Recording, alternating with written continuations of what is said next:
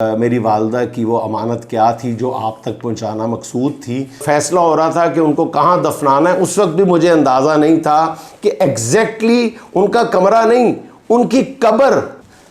بہت ہمت کر کے میں اپنا ہاتھ ان کے ہاتھ سے چھڑوایا کرتا تھا کہ وہ ریاست مدینہ کے لفظ کا مذاق نہ اڑایا کریں اور جو مرضی کہہ لیا کریں. ساتھ ان کو کہو جی ان کو گالیاں دے لیا کریں، ان کو جو مرضی کہہ لیا کریں عمران خان کو، لیکن ریاست مدینہ کے لفظ کا مذاق نہ اڑایا کریں.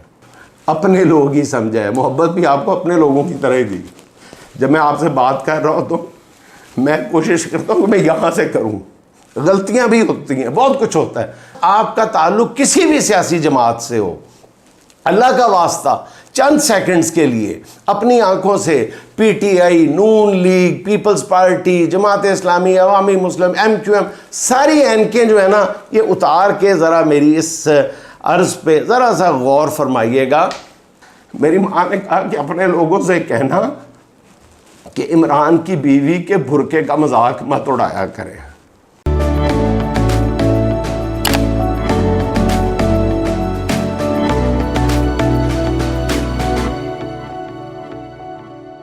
بسم اللہ الرحمن الرحیم.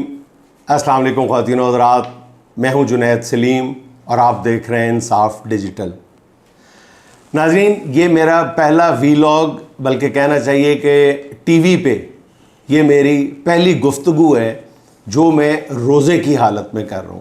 ورنہ عام طور پہ رمضان المبارک میں بھی میں جو بھی ٹی وی کا شو کرتا تھا میں افطار کے بعد کرتا تھا، کیونکہ چائے کے ایک نشئی ہونے کی وجہ سے، نشئی میں اس لیے کہہ رہا ہوں کہ کچھ لوگ چائے کے عادی ہوتے ہیں اور کچھ لوگ نشئی ہوتے ہیں.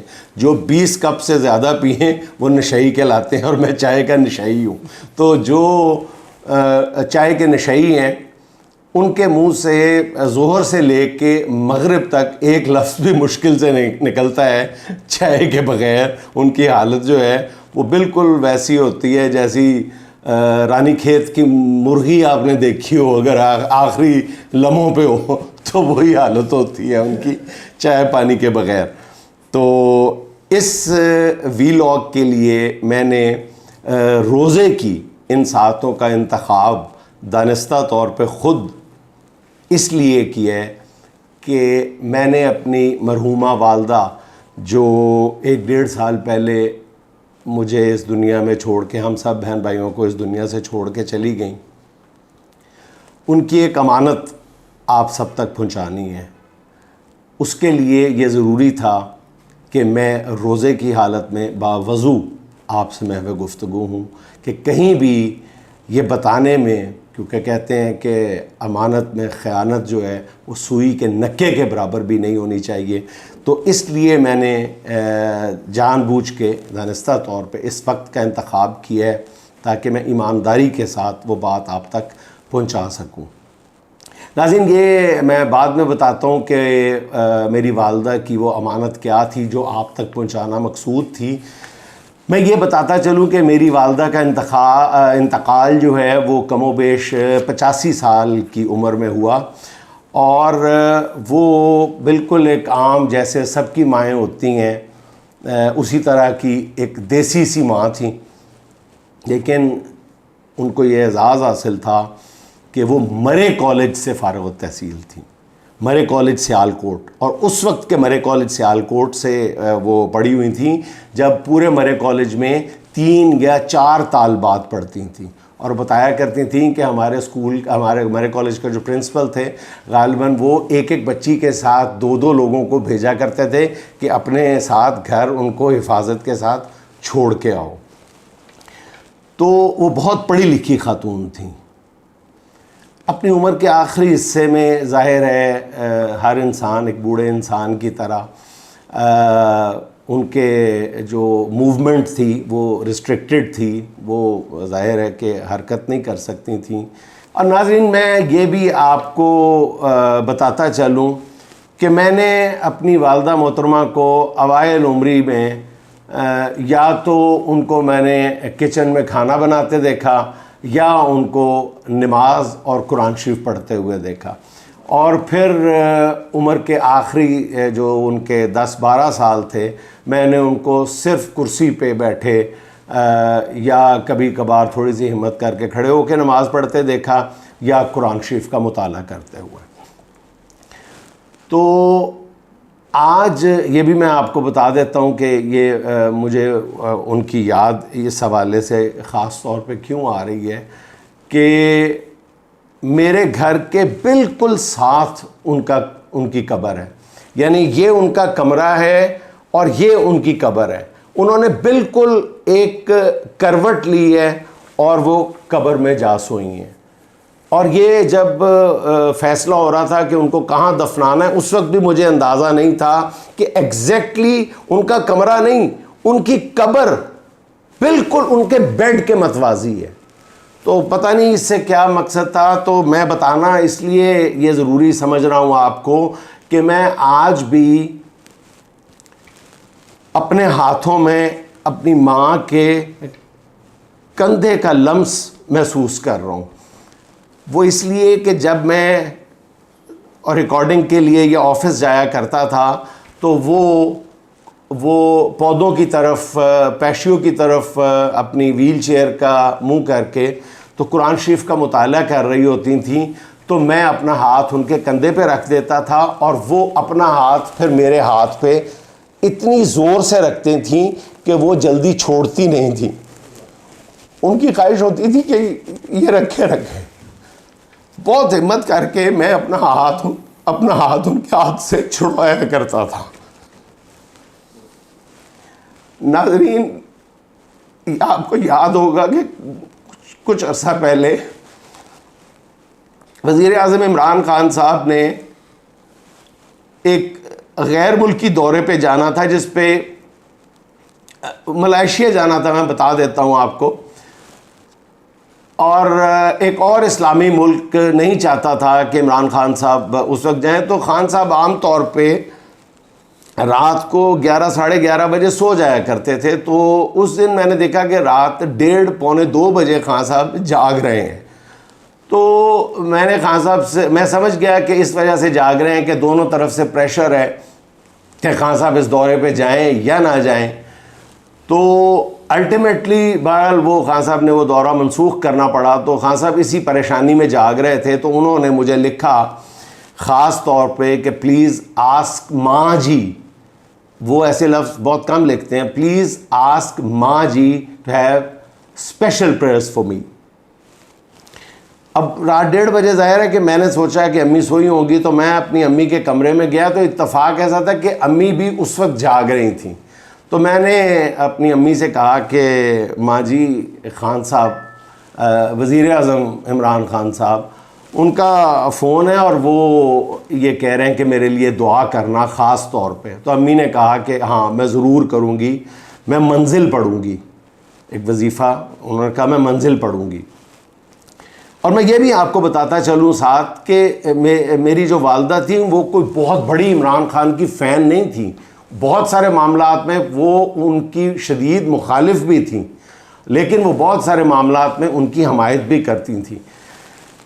تو انہوں نے جب میں گیا تو وہ جاگ رہی تھیں وہ کمرے میں. تو میں نے ان کو بتایا تو انہوں نے کہا میں وظیفہ کروں گی. میں نے واپس آ کے اپنے کمرے میں دوبارہ خان صاحب کو میسج کیا کہ اور ذرا ان کو ان کا موڈ ٹھیک کرنے کے لیے ان کو ذرا کہہ دیا کہ امی کہہ رہی ہیں کہ میں وظیفہ کروں گی لیکن میں دگنے پیسے لوں گی. تو خان صاحب اس بات پہ انہوں نے ایموجی بنائے کہ ہاں. اس کے کچھ دن بعد ہی میں نے جب ایک دن، اور وہ پوچھتی رہی مجھے، والدہ پوچھتی رہی مجھ سے کہ وہ کیا بنا اس مسئلے کا. تو کچھ دن بعد انہوں نے، جب میں نے اسی طرح ان کے کندھے پہ اپنے ہاتھ رکھ کے ان سے اجازت چاہی تو انہوں نے بہت زور سے میرا ہاتھ دبایا اور کہا کہ بیٹا ذرا 2 منٹ کے لیے بیٹھو میرے پاس. میں نے کہا بتائیں، حکم کریں، خیریت ہے؟ کہنے لگیں بیٹا اپنے لوگوں سے کہنا کہ یہ جو عمران خان ریاست مدینہ کا نام لیتا ہے اس کا مذاق نہ اڑایا کریں. تو میں نے کہا اماں جی ایسا ہی ہوتا ہے، وہ لوگ سمجھتے ہیں کہ یہ سیاسی نعرہ ہے تو وہ سیاسی نعرہ سمجھ کے مذاق اڑاتے ہیں. تو میری امی نے کہا کہ بے شک یہ سیاسی نعرہ ہے بیٹا. میں نے پہلے عرض کر چکا ہوں کہ میری ماں ایک تعلیم یافتہ، اعلیٰ تعلیم یافتہ خاتون تھی. وہ سیاست کے مد و جزر کو خوب سمجھتی تھیں. انہوں نے کہا کہ بیٹا بے شک یہ ایک سیاسی نعرہ ہے، لیکن پھر بھی لوگوں سے کہو. ان کا مطلب تھا کہ میرے ویور سے کہو. تو ظاہر ہے کہ جہاں پہ میں پہلے تھا تو اس پروگرام کا فارمیٹ اور پالیسی ایسی نہیں تھی کہ میں اس طرح کی بات کر سکتا، اس لیے اتنا ٹائم لگا مجھے یہ امانت آپ تک پہنچانے میں. تو انہوں نے کہا کہ ان کو کہو کہ لوگوں سے کہو کہ وہ ریاست مدینہ کے لفظ کا مذاق نہ اڑایا کریں اور جو مرضی کہہ لیا کریں. ساتھ ان کو کہو ان کو گالیاں دے لیا کریں، ان کو جو مرضی کہہ لیا کریں عمران خان کو، لیکن ریاست مدینہ کے لفظ کا مذاق نہ اڑایا کریں. تو پھر اس کے بعد میں نے بھی بہت سوچا اس بات پہ کہ یار ہم نے ریاست مدینہ کے لفظ کو کس قدر مذاق بنا کے رکھ دیا ہے، کس قدر ہم نے اس کو ایک چھوٹی سی چیز بنا کے رکھ دی ہے. ہم نے کبھی یہ سوچا ہی نہیں ہے کہ یہ نعرہ کتنا عظیم المرتبت نعرہ ہے، یہ کتنا عظیم نعرہ ہے. اگر کسی نے سیاسی مقصد کے لیے بھی لگایا ہے تو یہ کتنا بڑا نعرہ ہے. اس نعرے کا کسی اور سیاسی نعرے سے تقابل کرنا بھی کتنی بڑی حماقت ہے. روٹی کپڑا اور مکان، یہ اس نعرے پر بھی بہت تنقید ہوئی تھی، لیکن اس نعرے پر تنقید اور ریاست مدینہ کے نعرے پر تنقید میں زمین اور آسمان کا فرق ہے. روٹی کپڑا اور مکان میں کوئی ہمارے مذہبی جذبات شامل نہیں تھے، ہمارے جو ریلیجس سینٹیمنٹس تھے وہ شامل نہیں تھے. لیکن جب آپ ریاست مدینہ کے نعرے کی بات کرتے ہیں، آپ اپنے ایک عزم کا اظہار کرتے ہیں، آپ اپنی خواہش کا اظہار کرتے ہیں اور جواب میں آپ کو طعن و تشنیع سننے پڑتے ہیں تو دل تو ٹوٹتا ہوگا. صرف یہی نہیں، کہیں اور پر بھی، کہیں اور جگہ، کسی اور جگہ پر بھی شاید یہ بات لکھی جا رہی ہو کہ ان لوگوں نے ریاست مدینہ کے نعرے کا مذاق اڑایا تھا. ہمیں آج آپ کا تعلق کسی بھی سیاسی جماعت سے ہو، اللہ کا واسطہ چند سیکنڈز کے لیے اپنی آنکھوں سے P T I, Noon league, peoples party, Jamaat Islami, عوامی مسلم، ایم کیو ایم، ساری اینکیں جو ہے نا یہ اتار کے ذرا میری اس عرض پہ ذرا سا غور فرمائیے گا کہ ایک ایسا نعرہ بلند کرنا، ایک ایسی خواہش کا اظہار کرنا، اس میں کیا برائی ہے؟ اپنے خوابوں کو بڑا رکھنا، اس میں کیا برائی ہے؟ خود نعوذ باللہ ریاست مدینہ کی خواہش کا اظہار کرنا کہ میں چاہتا ہوں کہ یہاں ریاست مدینہ جیسا نظام ہو. کب عمران خان نے کہا ہے، اپنی کس تقریر میں کہا ہے کہ میں ریاست مدینہ بنا چکا؟ کب کہا ہے؟ مجھے ایک دفعہ سنا دیں. ہاں وہ یہ ضرور کہ وہ ہمیشہ عمران خان کہتا تھا کہ میں ریاست مدینہ کی طرز پہ ایک ایسی ریاست بنانا چاہتا ہوں جہاں پہ عدل ہو، جہاں پہ انصاف ہو، جہاں پہ روزگار ہو، جہاں پہ بھوکے کو روٹی مانگ کے نہ کھانی پڑے. اور کیا تھی ریاست مدینہ؟ جہاں پہ امیر اور غریب کے لیے ترقی کے یکساں مواقع ہوں. یہی چند بنیادی باتیں تھیں اور عمران خان بار بار چیخ کے چلا کر یہی قوم کو سمجھا رہا تھا کہ ریاست مدینہ کے اصولوں پہ عمل پیرا ہو کے آج قوم جو ملک کی کئی قومیں ہیں وہ ترقی کی منازل کی پہ چھلانگیں مارتی ہوئی کہاں سے کہاں تک چلی گئی ہیں، اور آج ہم وہیں پہ رو رہے ہیں، وہیں پہ بیٹھے ہوئے ہیں اور ہمیں کوئی اندھیرے میں ٹامک ٹوئیاں مار رہے ہیں، کوئی رستہ ہی سجائی نہیں دے رہا. بلکہ میں آپ کو یہ بتاتا چلوں کہ بڑے خواب رکھنا یا ایکٹ کرنا، کسی کی طرح ایکٹ کرنا جو ہے نا، یہ خود رسول پاک صلی اللہ علیہ وسلم نے فرمایا ہے. رسول پاک کا ارشاد ہے، حضرت سعد بن ابی وقاص سے روایت ہے کہ نبی کریم صلی اللہ علیہ وسلم نے ارشاد فرمایا تھا، رو، دعا مانگتے ہوئے، اللہ سے مانگتے ہوئے رویا کرو. اگر رونا نہ آئے تو رونے جیسی صورت بنا لیا کرو، یعنی رونے کی ایکٹنگ کیا کرو. تو کیا آپ اس بات پہ مذاق اڑائیں گے کہ رونے کی ایکٹنگ کرنا مذاق ہے؟ نہیں، رسول پاک کا ارشاد ہے کہ رونا نہ آئے تو رونے کی ایکٹنگ کرو. یہ معمولی بات ہے. اگر آپ ریاست مدینہ نہیں بنا پا رہے تو ریاست مدینہ کا ذکر تو کرتے جاؤ بار بار. ریاست مدینہ یاد تو رکھو کہ ہمارا خواب، ہمارا گول کیا ہونا چاہیے. یہ تو مجھے اور آپ کو پتا ہونا چاہیے نا ہماری منزل کیا ہے. جب کوئی کہتا ہے کہ میں پیرس بنانا چاہتا ہوں تو ہم اس وقت تو کچھ نہیں کہتے. تو جب کوئی کہتا ہے میں ریاست مدینہ بنانا چاہتا ہوں تو ہم اس کو مذاق بنا دیتے ہیں. میاں بیوی کے درمیان لڑائی ہو جائے، ہم کہتے ہیں، سسر آ کے کہہ دیتا ہے کہ دیکھو جی ریاست مدینہ چ لڑائی ہو رہی میاں بیوی دی. بچہ سکول نہ جائے، ہم کہہ دیتے ہیں دیکھو جی ریاست مدینہ میں بچہ سکول نہیں جا رہا. ہم نے اتنے عظیم، اتنے خوبصورت نعرے کو مذاق بنا کے رکھ دیا. اور پھر ہم کہتے ہیں کہ اللہ کا عذاب ہم پہ نازل نہیں ہوگا. اللہ کا واسطہ سوچیں کہ ہم نے کن کن چیزوں کا کس کس بےہودہ انداز میں مذاق اڑایا ہے. بات صرف اتنی ہے کہ اچھا پھر یہ بات رسول پاک صلی اللہ علیہ وسلم کے دور کی بات نہیں، اس کے آگے چلیں. حضرت عثمان رضی اللہ تعالیٰ عنہ نے بھی جب خلافت سنبھالی تھی تو اپنی پہلی گفتگو میں یہ فرمایا تھا کہ اپنے جو مجلس مشاورت تھی ان کی، ان سب کو کہا تھا کہ میرے لیے دعا کرنا کہ میں حضرت عمر کی طرح عدل اور انصاف کا نظام قائم کر سکوں. اب کیا جو اس وقت کے ساتھی تھے، ان کے صحابہ کرام بھی جن میں شامل تھے، انہوں نے حضرت عثمان کا مذاق اڑانا شروع کر دیا تھا بات پہ کہ جی حضرت عمر کے دور میں تو یہ تھا، حضرت عمر کے دعویٰ بڑا حضرت عمر کا دعویٰ کرتے ہیں، اس طرح کہنا شروع کر دیا تھا. بالکل نہیں. ہاں کہیں کمی تھی، کہیں کوتاہی تھی تو اس کی نشاندہی کی جانی چاہیے تھی کہ اس دور میں ایسے تھا. تو اگر تو آپ اس طرح ریاست مدینہ کا نام لیتے تو بہت خوشی ہوتی. پھر آپ اس کے بعد ابھی آج آ جائے قائد اعظم، یہ ایمان اتحاد تنظیم. اگر آپ بات پہ مذاق اڑانا شروع کر دیں قائد کے ان اقوال کا، قائد کے ان اصولوں کا، تو کہاں رہ جاتی ہے پھر ہماری ریاست. پھر آپ اقبال پہ آ جائیں. اقبال نے کہا تھا محبت مجھے ان جوانوں سے ہے ستاروں پہ جو ڈالتے ہیں کمند. تو آپ بات پہ آپ کہنا شروع کر دیں کہ جناب یہ آج کے نوجوان ستاروں پہ کمندے ڈال رہے ہیں، کوئی لڑکا لڑکی کوئی عشق لڑا ستاروں پہ کمندے ڈال رہا ہے، جگت بازی شروع کر دیں ثواب کما لیں جتنے نفلوں کا آپ ثواب کما سکتے ہیں اقبال کے اس شعر کا مذاق اڑا کے. لیکن آپ اس اسپرٹ کو تو سمجھنے کی کوشش کریں جو ان بڑے لوگوں نے ہم تک پہنچانے کی کوشش کی ہے. وہ کیا ہے کہ اپنے خواب بڑے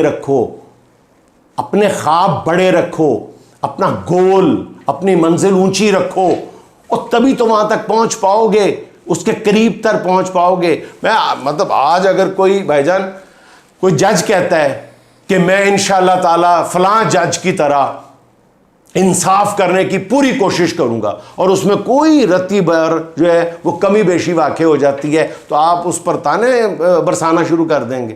کتنے افسوس کی بات ہے. اگر آج کوئی پاکستانی جو ہے وہ نوجوان وہ یہ عہد کرتا ہے کہ جی میں نے پینٹ کوٹ اور یہ انگریزی لباس جو ہے یہ ترک کر دیا ہے اور آج سے میں قومی لباس پہنا کروں گا، شلوار قمیض پہننا شروع کر دیتا ہے، تو کیا آپ اس کو یہ کہہ کے اس کا ٹھٹھا اڑائیں گے کہ جناح کیپ تو تم نے پہنی نہیں تو تم قومی لباس کی بات کرتے ہو، جناح کیپ پہنو پھر ہم تمہیں مانیں گے. یعنی تنقید کرنی نا، ہر بات پہ تنقید کرنی ہے. ایک طالب علم جو ہے وہ اس عہد کا اظہار کرتا ہے کہ جی میں نے بورڈ میں ٹاپ کرنا ہے اور وہ کہ دوپہر کے وقت بیچارہ کیلولا کر رہا ہوتا ہے، سویا ہوتا ہے، اور آپ جا کے اس کا ٹھٹھا اڑانا شروع کر دیں کہ لو جی بورڈ سے ٹاپ کرنا لے ستے پہ جے. یہ کیا طریقہ ہے؟ آپ اس کی حوصلہ افزائی کریں گے. اگر کوئی ڈاکٹر جو ہے وہ اس عہد کا اظہار کرتا ہے کہ میں جو دکھی انسانیت ہے اس کی خدمت کروں گا، اس کا مفت علاج کروں گا، اور کبھی وہ کسی ایک مریض کو لکھ دیتا ہے کہ بازار سے یہ انجیکشن ہے، یہ مہنگا ہے یا فلان لے آؤ، آپ اس کا مذاق اڑانا شروع کر دیں گے کہ تم نے تو کہا تھا تم مفت علاج کرو گے، تم تو پیسے لے رہے ہو. اور خدا کے لیے عمران خان نے بھی جب ریاست مدینہ کا نعرہ لگایا تھا تو اس پر 100 نہیں، اس پہ 1000 طرح کی تنقید کی جا سکتی تھی، کی جا سکتی ہے. بہت سارے غلط کام ہوئے جو ریاست مدینہ کی بنیادی اسپرٹ کے خلاف تھے، لیکن اس کا قطعی طور پہ یہ مطلب نہیں ہے کہ آپ ریاست مدینہ کے فلسفے کا مذاق اڑانا شروع کر دیں. یہ بالکل غلط تھا. دیکھیں میں کہتا ہوں ایک اور باقی اس کے کہتے ہیں نا وہ جو 7 قتل معاف ہیں، عمران خان کے 7 قتل معاف ہیں. اس نے جو ایک آپ کو تصور دے دیا تھا، جو 10 لاکھ روپے کا جو ہیلتھ کارڈ دے دیا تھا، او بابا اس خواب کا جو تصور, خواب کا بھی تصور جو ہے وہ امریکہ, برطانیہ, یورپ, آسٹریلیا, یہ ترقی یافتہ ملک نہیں دیکھ سکتے. 10 لاکھ ایک غریب آدمی جو ایک امیر ہسپتال کے سامنے سے گزرتی ہوئی جو چمچماتی ہوئی سڑک ہے, اس میں اس ہاسپٹل میں علاج کیا, اس سڑک سے گزرنا بھی محال اور ناممکن تھا اس کے لیے. تو اس 10 لاکھ روپے کا جو ہیلتھ کارڈ تھا وہ اس کی مدد سے اسی ہاسپٹل کے اندر اسی برابری کے ساتھ, اسی مساوات کے ساتھ اپنا اور اپنے بچوں کا علاج کروا سکتا تھا. کروا رہے تھے. مجھے ایسے درجنوں لوگ ملے ہیں جو ہیلتھ کارڈ سے, جن لوگوں نے لاکھوں روپے خرچ کر کے مفت علاج وہاں پہ اپنا اور اپنے بچوں کا کروایا ہے. پھر اس کے بعد یہ لنگر خانے کھلے, پناہ گاہیں کھلی, احساس پروگرام کھلا. آپ لوگ یہ دعا بھی تو کر سکتے تھے, آپ لوگ یہ بھی تو کہہ سکتے ہیں کہ یہ ریاست مدینہ کی طرف پہلا قدم ہے. اللہ کرے, اور دعا کرتے اس کے لیے کہ اللہ کرے یہ قدم بڑھتے چلے جائیں. اس کا مذاق نہ اڑاتے چھوٹی چھوٹی بات پہ, صرف اس وجہ سے کہ آپ کا تعلق کسی اور سیاسی جماعت سے ہے. دوسری بات, جب میں اپنی والدہ کے اس شولڈر سے ہاتھ اٹھا کے جانے لگا اور 2 قدم پیچھے مڑا تو انہوں نے کہا میری ایک اور بات سنو. میں کہا مجھے دیر ہو رہی ہے. کہتے نہیں ضروری بات ہے. میں پھر آ گیا, میں پھر وہیں پہ بیٹھ گیا ان کے پاس. کہتے اور ایک اور بات بھی اپنے لوگوں سے ضرور کرنا. ناظرین, میری ماں آپ لوگوں کو میرے لیے اپنا لوگ سمجھتی تھی, اور میں نے بھی دل کی گہرائیوں سے آپ کو ہمیشہ اپنا لوگ ہی سمجھا, اپنے لوگ ہی سمجھا ہے. محبت بھی آپ کو اپنے لوگوں کی طرح ہی دی. جب میں آپ سے بات کر رہا ہوتا ہوں میں کوشش کرتا ہوں کہ میں یہاں سے کروں. غلطیاں بھی ہوتی ہیں, بہت کچھ ہوتا ہے, لیکن جب میں آپ سے بات کر رہا ہوتا ہوں میں ان مبارک ساتھوں میں آپ سے یہ بالکل سچی بات کر رہا ہوں کہ میں یہاں سے بات کر رہا ہوتا ہوں. اس لیے شاید میری اماں نے یہ کہا ہو کہ اپنے لوگوں سے, بار بار یہی کہا اپنے لوگوں سے کہنا. میری ماں نے کہا کہ اپنے لوگوں سے کہنا کہ عمران کی بیوی کے برقعے کا مذاق مت اڑایا کرے. ناظرین آپ بتائیں, کروڑوں کی آبادی ہے پاکستان میں, آپ کی مائیں, آپ کی بہنیں, آپ کی خالائیں, آپ کی نانیاں, دادیاں کتنی تھی جو بے حجاب تھی, کتنے فیصد لوگ تھے جو بے حجاب تھے.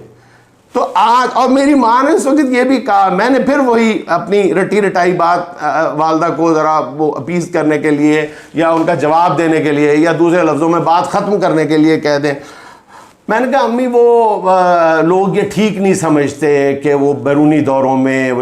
کہتے بیٹا یہی تو فخر کی بات ہے کہ جب تک آپ اپنی ویلیوز پہ فخر کرنا نہیں سیکھو گے تو پھر وہ ویلیوز اپنی اگلی نسل کو منتقل کیسے کرو گے بیٹے. یہ میری ماں کے الفاظ تھے کہ جب تک آپ اپنی ویلیوز پہ خود فخر کرنا نہیں سیکھو گے تو یہ ویلیوز, یہ اقدار اپنی اگلی نسلوں کو منتقل کیسے کرو گے. جب آپ اپنی ماں کے برقعے پر شرمندہ ہیں, حجاب پر شرمندہ ہیں, تو اپنی بیٹی کو حجاب پر آمادہ کیسے کر سکتے ہیں آپ لوگ. تو پتہ نہیں آج کیوں یہ ایک امانت تھی, فرض بھی تھا, قرض بھی تھا جو میں نے اتارنا تھا, اور آج میں نے پوری ایمانداری کے ساتھ ان 2 باتوں کا ذکر آپ سے کر دیا ہے. آپ اس کو کسی بھی اپنے فریم آف مائنڈ سے دیکھ لیجئے گا. میں نے پوری ایمانداری کے ساتھ اور پوری سچائی کے ساتھ اپنی ماں کی یہ 2 باتیں آپ کے سامنے رکھ دی ہیں. آپ سے ملاقات ہوگی انشاءاللہ اگلے ولاگ میں. اللہ حافظ.